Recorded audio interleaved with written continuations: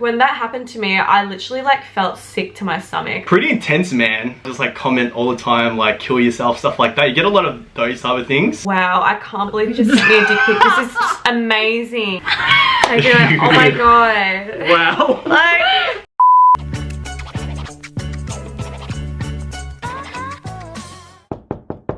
Hey guys, welcome back to our house. In today's video, we are diving straight into the world of influencers and YouTubers, and we have a very, very special guest today. Welcome to the Our House YouTube channel, Kathryn Tan. I'm so excited to be on this channel. Yeah, it's been a long time coming. Definitely. We've been wanting her on for quite some time now. Kathryn Tan, otherwise known as Paper, Scissors, Rock, Roll on Tumblr back in the day. But yeah, Kat, how's your isolation been so far? I finished uni in June. I'm doing my postgrad now. Doing some work with Instagram and that's it. I know you recently started streaming as well. You've got a Twitch. Yeah, giving that a red hot shot and yeah, seeing how it goes. Yeah. Why don't we just get right into it, guys? Kat, why don't you tell some of the viewers, especially for the ones who don't know you, how did you get started with Instagram? I firstly started off on a platform called Tumblr. It's pretty much like a blogging system. Back in the day, you'd like repost people. It was a really big community. Really big, yeah. I started off on that in year 7. Whoa, that's early. So early, whoa. Very, very early. Whoa. Yeah. And then when Instagram became a thing, kind of started doing what I was doing on Tumblr on Instagram. And now it's just grown into this huge fan base. Not even. Like everyone, yeah. Do you want to kind of talk about how much work does go into being a content creator? It really depends. I feel like it depends on what type of content creator. Like I'm sure Philly, Jen, Lisa, Kev, you guys all know because you guys are content creators as well. But for me, the type of work I do is mostly fashion, makeup, food. I was gonna say, I feel like Kathryn's content, like she might think it's chill, but to a lot of us, it's like, this is pretty professional or like high tier. Top-notch quality. I think because you're doing it for so long, like to a lot of people who haven't seen it before, they probably assume that you do it full time. Yeah, there's times where like I'll just take a selfie and it's like whatever, but then there's times where I'm like to my boyfriend or like Nathan, I'll be like, you need to take like proper photos for me today, please. Insta boyfriend life. Yeah, pretty much. All the work that you do with Instagram, what are some of like your favorite opportunities that have arisen from being a content creator? One of the biggest ones is I work with a brand called Revolve. They're a clothing based brand based in I think America. At the start of the year, I actually got invited on a brand trip to Bahamas. Whoa. Wait, I didn't see you go on that. Nah, so I didn't go because of COVID. That sucks, yeah. man. That's huge. But I'm sure the opportunity will come up again later on. Well, I want to ask, like, what's everyone else's opportunities that have arisen? Yeah, like I want to know what you guys have like come up for you guys. I reckon, Kev, you've had like quite a few. For me, not so much gigs because obviously like my following is much smaller. The only one juicy one that I have is I had a guy a couple of years ago who was like president of this hotel chain. Oh. They just opened like a small little hotel branch. This guy wanted me to like do like some promo shoot. It kind of fell through. This guy was like kind of like just hitting on me and stuff, like wanting to DM me. Oh my gosh. to like bring me, yeah. Here we go, so all the time, kid. Do some work with their brand and stuff, and I was like, Some work. the pay was good. I was like, oh, this is gonna be sick. But then turns out I was like, oh no, I think he wanted something else. What about Lisa and Philly? My personal favorite was probably working with Chobani. Oh. Because at that time I was like having their stuff a lot, and I remember it was like the time I was transitioning from vegetarian to vegan. I put off going vegan because I was working with them. Had to finish eating 8 boxes of their yogurts, and I was like, alright, after I finish all of these yogurts, then I'll go vegan. So What about you, Philly? Two ones that I really valued. Like I didn't really get too much monetary gain from it, but more so like the connections and stuff I got from partnering up with like Riderwear and EHP Labs. You meet a lot of people who are like-minded as well. If you want to organize photo shoots, create content, stuff like that, it's a lot easier as well. But one thing that I kind of want to do a bit more of is like my friend is a part owner of a events type of brand who holds like like raids and festivals and stuff here. Yeah. And he wanted me to do interviews with people at the festival. You're so fit for doing those types of things. I can so envision you doing it, actually. For myself, same as you guys, not on the same level as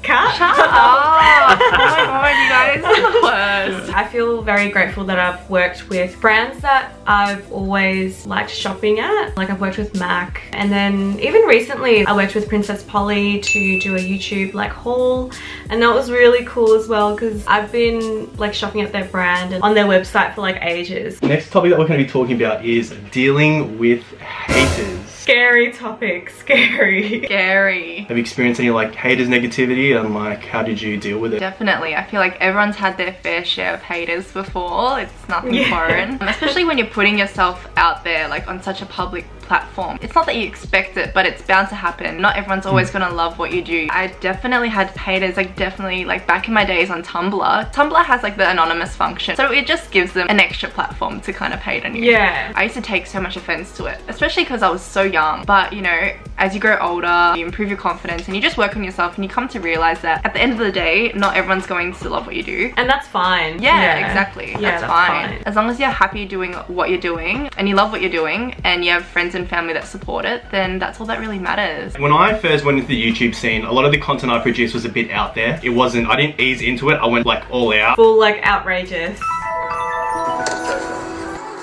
Ready?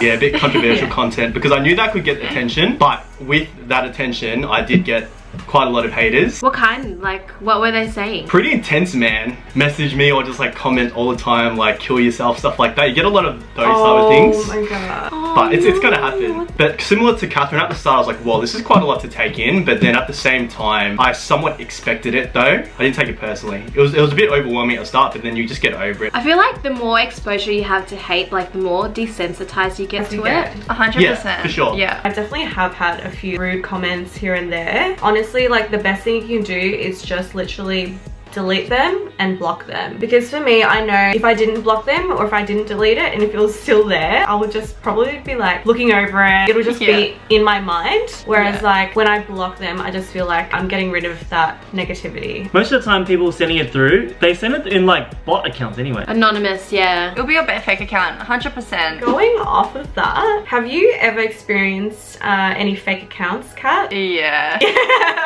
You're like, yeah. Fake everything. I've had like a fake Facebooks before, fake Instagrams, Twitters recently. A really bad one actually. What happened? Just someone made a fake Twitter about me. It had like 100k followers or something. 100k? What the hell? And they were impersonating me, pretending to be me, and they were quite like sexualized. It was just really disgusting, like the comments that were being replied to, like, yeah. Did you have a fake OnlyFans? That was fake. But Jen's had one, I think. Yeah, Jen had a fake OnlyFans as well or something. I recently had one. I don't know if it's like one person making them, because I feel like a lot of girls that I follow have been getting fake OnlyFans accounts made. And they do the bio in the same format. When that happened to me, I literally like felt sick to my stomach. My friends and like people that follow me were like messaging me, hey, you know, is this you? If it is you, then I support you, but if it isn't, then I'll report for you. Love that. So cute. Oh my god. Philly, what about you? Like, for some reason, just feel like maybe someone's made like a fake Tinder account. I had a few for Tinder. That's about it. Like, I've never had Instagram, Facebook. Like, going to that extent, especially Facebook, I find that weird. Last thing we want to talk about with you, Kat, is DMs from creepy guys or girls. Yeah. What are they like? Do you get them often? And how do you deal? Yeah, definitely. What kind of DMs do you get, Kat? You know, you get the occasional dick pic, and then if I click into all requests, it'll just be like a DM from like a random guy from like Bangladesh. You know, you get like you get like spammed with like these random accounts. Oh god. I saw this tweet the other day: when your boyfriend starts treating you wrong, you know, only one WhatsApp marriage proposal away. From like someone from Bangladesh. But yeah, you get like really disturbing ones as well. People be like asking you to send pictures of like your feet, your toes. That's so weird. Hell?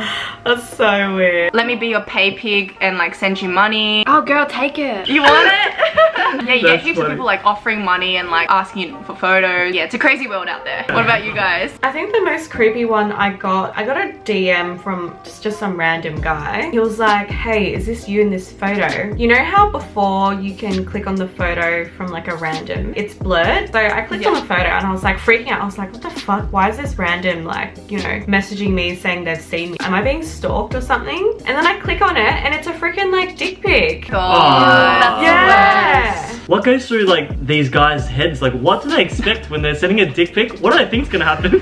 I don't understand it. We've been asking this question for years. What do they think is gonna happen? Like, they'll get a reply back like, oh yeah? 10 out of 10. 10 out of 10. Yeah, I don't understand it either. As if a girl would look at a dick pic and be like, wow, I can't believe you just sent me a dick pic. This is just amazing. I'd be like, oh my god. Wow. Like, Thank you for that. who? Thank you. Thank you so much. I appreciate you sending me this dick pic so much. Like, who does that? How about Phil? Yeah. Yeah, have you ever got creepy girls? Or guys? I've got some guys and girls. Guys and Oh. Yeah, because Interesting. if you're like in the fitness space as well, because I post gym related photos, it just brings people in for that type of thing. But definitely girls and guys, like both. A lot of people say, oh, there's just a lot of creepy guys out there, which is true, but there's just as many bad Creepy girls. experiences out Yeah. there as well. Yeah. What kind of creepy? When I first started uploading videos, this one girl, she sent me a Snapchat and then we were talking for like one day or a few messages and she's like, oh, can you please not post any more content or any more gym? Because I don't want any other girl to see you aside from me. I'm like, I don't even know you. Oh my god. That's Wow. crazy. So last off, we want to ask you, Kat, what advice do you have for content creators? Maybe for people who are starting out or people who want to take it like a bit more seriously. What would be your #1 piece of advice? Just be true to yourself. I feel like when you start to lose track and your content starts becoming not really who you are, you kind of lose track of yourself. And that's when you start to lose traction as well. So really just keep posting what you truly enjoy, what you love, and just being you. And if you wanted to take it more seriously, you know, plan a schedule, days to shoot, things to shoot, put yourself out there. Know your worth. Know your worth, honey. Like, know why you want to do it. Either you go, one is you want to genuinely do it, or you're doing it to milk money. Nothing wrong with both, but just know that if you're gonna milk money and just advertise whatever, that your word, it starts to like decrease in value. People won't really believe it. Mine would be to be authentic. Don't try to be anyone but yourself. Yeah. In the long run, it will be hard to keep up any other kind of persona that you put out to the world. If you are wanting to take it like really seriously, you need to be consistent. Yeah, for Yeah, sure. true. I think mine would be that you can't please everyone with your content. Whatever content you want to produce, just produce it. Don't base it off what people like or don't like. Do it off what you like. Don't listen to the cheers too much, and also don't listen to the boos too much. It's just one little piece of advice that I would add, which is don't compare yourself to other people. Yeah. Even if it means like limiting your social media use or just following more people who you feel inspired by, as opposed to following someone who you just feel down about yourself when you look at their photos or their content. Alright guys, hope you guys got some good insight into the world of influencers, YouTubers and content creators. We just want to thank Kat for joining us. Thanks Kat.